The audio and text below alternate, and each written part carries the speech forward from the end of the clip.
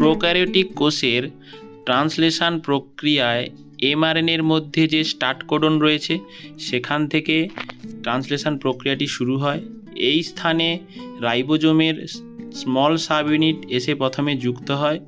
সেটি কার সাহায্যে যুক্ত হয় না IF3 অর্থাৎ ইনিশিয়েশন ফ্যাক্টর 3 এটির মাধ্যমে যুক্ত হয়।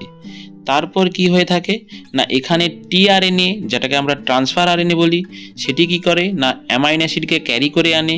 এই টিআরএনএর মধ্যে কি থাকে না অ্যান্টিকোডন সাইট থাকে এবং এমআরএনএর মধ্যে কি থাকে কোডন সাইট থাকে। তো এই অ্যান্টিকোডন এবং কোডন পরস্পর যুক্ত হয়ে যায় কোথায় না এই অর্থাৎ প্রারম্ভিক কোডন বা আরম্ভ কোডন বা স্টার্ট কোডন বলা হয়।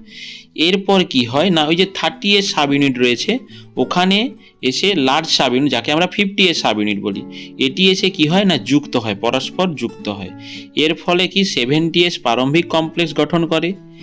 এই 50S সাব ইউনিটের মধ্যে তিনটে অংশ, একটা হচ্ছে এ সাইট, পি সাইট, ই সাইট। এ সাইটকে আমরা অ্যাকসেপ্টর সাইট বলবো যেখানে টিআরএনএ এসে যুক্ত হয়।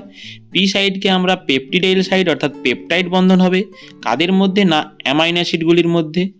এবং কি ই সাইড দিয়ে কী হবে এক্সিট হবে অর্থাৎ মুক্ত যে আনচার্জ যে টিআরএনএ সেটি কি হয় না ই সাইড দিয়ে রিলিজ হয় অর্থাৎ বেরিয়ে যাবে। তো এইভাবে প্রসেসটা পরপর চলতে থাকে। তো তাহলে কি হলো না এই যে 70S কমপ্লেক্সের মধ্যে 50S সাব ইউনিটে টিআরএনএগুলো পরস্পর আবদ্ধ হয় এ সাইটে, এ সাইট থেকে পি সাইডে যাচ্ছে, পি সাইডে গিয়ে কি হয় না পেপটাইড বন্ধন হয়। এই পেপটাইড বন্ধন হওয়ার পরে ই সাইড দিয়ে আনচার্জ যে টিআরএনএটি সেটি হচ্ছে বেরিয়ে যাচ্ছে। এইভাবে প্রসেসটা পরপর 5' to 3' ডাইরেকশানে চলতে থাকছে। এ সাইড থেকে পি সাইড, পি সাইড থেকে ই সাইড, এইভাবে পরপর অসংখ্য অ্যামাইনো অ্যাসিডগুলো যুক্ত হচ্ছে, যুক্ত হয়ে একটি পলিপেপটাইড চেন তৈরি করছে।